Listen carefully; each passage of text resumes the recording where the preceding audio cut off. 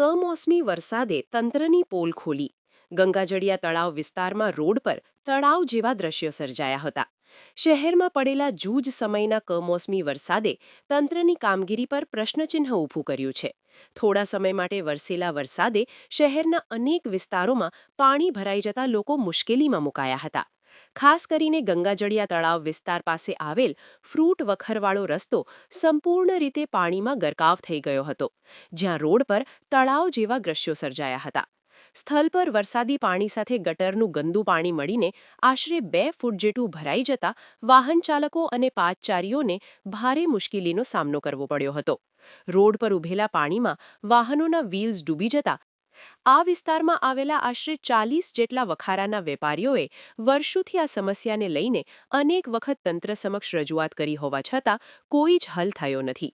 વેપારીઓનો આક્ષેપ છે તે અધિકારીઓને ફોન કરવા છતાં તેઓ ફોન ઉપાડતા નથી, જ્યારે કેટલીક વખત ખોટા ફોન નંબર આપવામાં આવતા હોવાનું પણ સામે આવ્યું છે. ઉપરાંત ઓનલાઈન પોર્ટલ પર ફરિયાદ નોંધાવ્યા છતાં કોઈ નિવારણ મળતું નથી, જેના કારણે સ્થાનિકોમાં ભારે રોષ ફેલાયો છે. વરસાદી પાણી અને ગટરના ગંદા પાણીના કારણે રસ્તા પર ચાલવું પણ મુશ્કેલ બની ગયું છે. લારીવાળા અને મજૂરોને ગંદા પાણીમાં ચાલવા મજબૂર થવું પડી રહ્યું છે, જે આરોગ્ય માટે જોખમી સાબિત થઈ શકે છે. સ્થાનિકોએ તંત્ર પાસે તાત્કાલિક યોગ્ય નિકાલની માંગણી કરી છે અને આવનારા દિવસોમાં વરસાદ વધે તે પહેલા સ્થાયી ઉકેલ લાવવા માંગ કરી છે.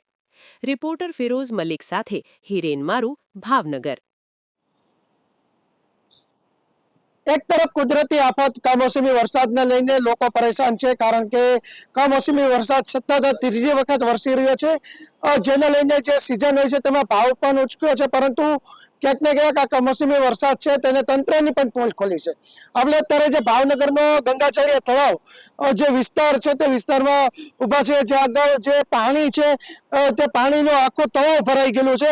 જોકે કોઈ તળાવ નથી, પરંતુ એક રસ્તો છે, શાક માર્કેટનો રસ્તો કહેવાય છે. પાછળ જે ફ્રૂટની વખારું, શાકભાજી, ફ્રૂટ અને અલગ અલગ જે ખાદ્ય જે ફ્રૂટ હોય છે તેમની વખારો આવેલી છે. લાંબા સમયથી આ તકલીફ છે તે આગળ લોકોને સતાવી રહી છે, પરંતુ તંત્ર છે તે માત્ર વિકાસના નામ જ બોલી રહી છે. સ્થાનિક લોકો સાથે સીધી આપણે વાત કરશું, તેઓનું શું કહેવું છે. શું કહેશો, કેટલા સમયથી આ તકલીફ છે? આ 12 વર્ષથી તકલીફ છે બધી. કેવા પ્રકારની તકલીફ? બસ આ તે કે કોઈ ડ્રેનેજ બ્લોક ને કોઈ વસ્તુનું કોઈ કામ જ નથી કરવું ને ઘર વેરો ને આ ને તે ને બધું વેરા પહોંચ ને આ ને તેને બધું ગમે ત્યારે એમ કે ભાઈ તમારે દેવાના ને આ તે આ કોઈ જાતનું હલ જ નથી થતું. 35 વખારું છે 40. કેવા પ્રકારની તકલીફ પડે? કારણ કે તમારી દુકાન છે, પાણી શરૂઆત જ છે, આ શરૂઆત છે, એમાં આવી હાલત છે. તો આ ચોમાસામાં તમારી તો બેહી નો કે હાલત વખારની અંદર પાણી જતા હોય ત્યારે ડ્રેનેજ વિભાગને તો કઈ પડી જ ન હોય. તમે આ કે ફરિયાદ અરજી બધું કર્યું છે પણ કોઈ અધિકાર ધ્યાન દેવા તૈયાર નથી. કેવી તકલીફ પડે? અમારે અહીંયા કેરેટ ઉપર જવું બહુ મુશ્કેલી થઈ જાય છે.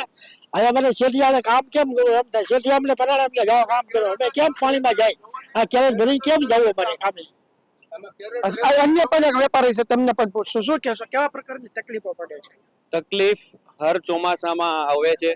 અત્યારે તો હજી આ માવઠું નથી, આ કાંઈ 5 મિનિટનો વરસાદ છે એમાં આટલું બધું છે. મેં બીએમસી કમ્પ્લેનમાં મેં ટ્રાય કરી છે, કમ્પ્લેન 1000 વાર કરી.